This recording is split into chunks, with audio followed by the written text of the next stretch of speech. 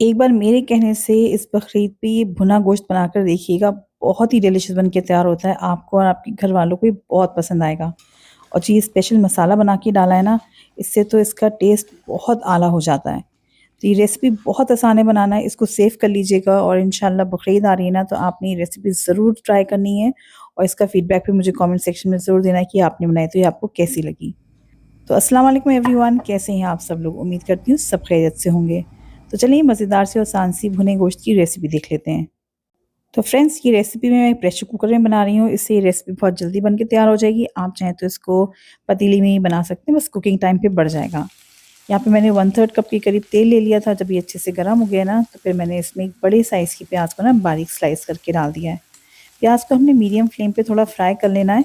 अभी इसका पूरा कलर चेंज नहीं करना है। जब इसका हल्का सा कलर जब चेंज होना शुरू होगा, ये हल्की सी बादामी सी हो जाएगी, देखें इस तरीके से, फिर हमने इसके अंदर जो है ना थोड़े से साबुत मसाले डालने हैं।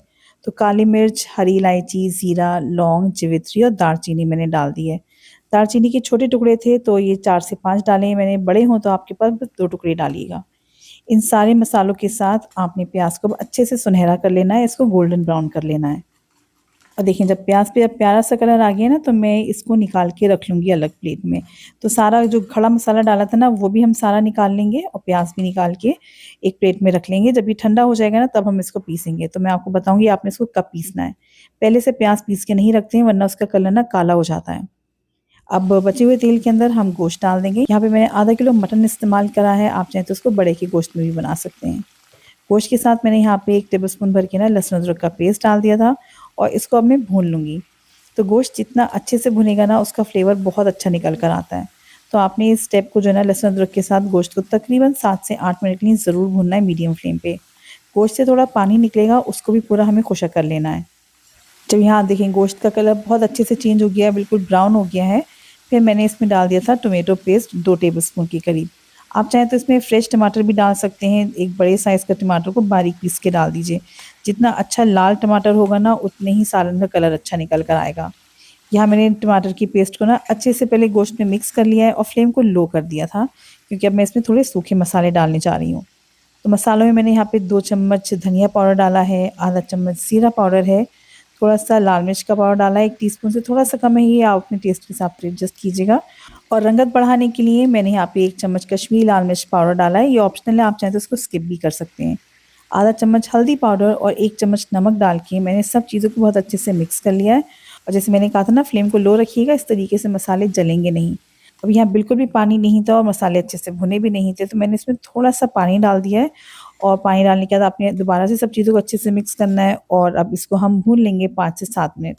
अगर फ्रेश टमाटर आपने पीस के डाला है, तो आपने उसको 8 से 10 मिनट भूनना है, क्योंकि उसको जो है ना भुनने में थोड़ा टाइम ज़्यादा लगता है।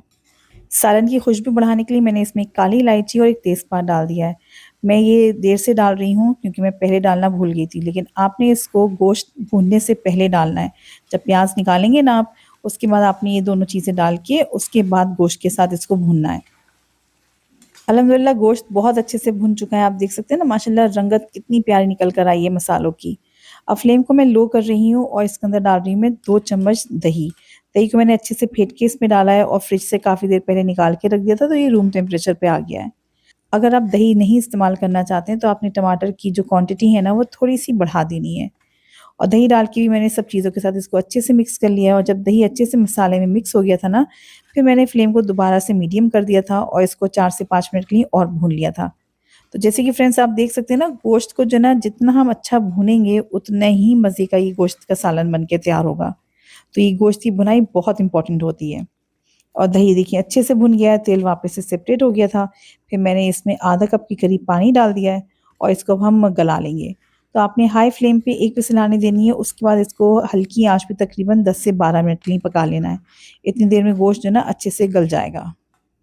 फ्रेंड्स, आप सबसे एक रिक्वेस्ट है कि थोड़ी भी अगर रेसिपी पसंद आ रही है, तो प्लीज़ इसको लाइक ज़रूर कीजिएगा, अपनी फैमिली फ्रेंड्स के साथ शेयर ज़रूर कर दें और चैनल को सब्सक्राइब ज़रूर कर दीजिएगा। और अगर फेसबुक पे ये रेसिपी देख रहे हैं, तो पेज को फॉलो भी ज़रूर कर लें। और आप ये रेसिपी किस शहर से देख रहे हैं, मुझे कमेंट सेक्शन में ज़रूर बताएँ, ताकि मैं आपका शुक्रिया कर सकूँ। मैंने तो अपनी रिक्वेस्ट आपको बता दी, अब रेसिपी में आगे बढ़ते हैं। तो जो प्याज़ और हमने साबुत मसाले फ्राई करे थे ना, इसको हम पीस लेंगे। तो मैंने इसको बिना पानी के बारीक पीस लिया है, आप चाहें तो ज़रूरत पड़ने पे थोड़ा-सा पानी भी डाल सकते हैं और इसका बारीक पेस्ट या पाउडर बना के तैयार कर लीजिएगा। और यहाँ गोश्त भी बहुत अच्छे से सॉफ्ट हो गया था, 10 मिनट बाद मैंने फ्लेम को बंद कर दिया था, लेकिन इसका प्रेशर जो है ना मैंने खुद से ही रिलीज़ होने दिया था। और गोश्त मैंने चेक कर लिया, ये अच्छे से सॉफ्ट हो गया था। इस पॉइंट पे जब ये हमने प्याज़ और साबुत मसाले जो पीसे हैं ना, वो हमने सारे डाल देने हैं। ये मसाला जो है ना इस पॉइंट पे डालने से इतना खुशबूदार ये सालन बनेगा और इतना टेस्टी बन के तैयार होगा कि सब अपनी उँगलियाँ चाटते रह जाएँगे। एक की बजाय 2 रोटी तो पक्का खाने वाले हैं। अब इस प्याज़ को जो है ना आपने गोश्त के साथ बहुत अच्छे से मिक्स करना है और अभी यह मसाला बहुत ज़्यादा थिक हो चुका है और प्याज़ अच्छे से मिक्स नहीं हो पाएगी गोश्त के साथ। तो इसमें बस थोड़ा-सा पानी डालेंगे क्योंकि ये भुना गोश्त है तो पानी ज़्यादा नहीं जाना है इसमें। लेकिन हाँ, अगर आप ग्रेवी रखना चाहते हैं तो बिल्कुल आपकी पसंद है, आप इसमें अपनी पसंद के हिसाब से पानी डाल सकते हैं। लेकिन अगर भुना-भुना गोश्त रखना है, पराठे और पूरियों के साथ खाना है तो इसको ऐसे ही रखिएगा। फाइनल स्टेप्स के लिए देखिए मैंने नमक चखा था, थोड़ा-सा कम लगा है तो मैंने एडजस्ट कर लिया अपने टेस्ट के हिसाब से और खुशबू के लिए डाला है इसमें 1/4 टीस्पून के करीब गरम मसाला पाउडर और 1 टीस्पून कसूरी मेथी डाल देंगे। इससे इसका फ्लेवर बहुत बढ़ जाएगा। तो सारी चीज़ों को मैंने देखिए बहुत अच्छे से मिक्स कर दिया है। इसको ढक के जो है ना बस 1 से 2 मिनट हल्की आँच पे पकाएँगे ताकि तेल सरफेस पे आ जाए। और ये देखिए आप माशाल्लाह रंगत देखिए कितनी खूबसूरत निकल कर आई है मसाले की। इसको गार्निश कर लेंगे थोड़े से हरे धनिये के साथ। और ये हमारा बहुत ही मज़ेदार और बेहतरीन भुना गोश्त बन के तैयार है। तो आप ये रेसिपी ट्राई कीजिएगा, मुझे उम्मीद है आप लोग को बहुत पसंद आएगी। गरमा-गरम इसको सर्व करें पराठे के साथ, नान, तंदूरी रोटी के साथ, व्हाइट राइस के साथ, ये बेहतरीन लगता है।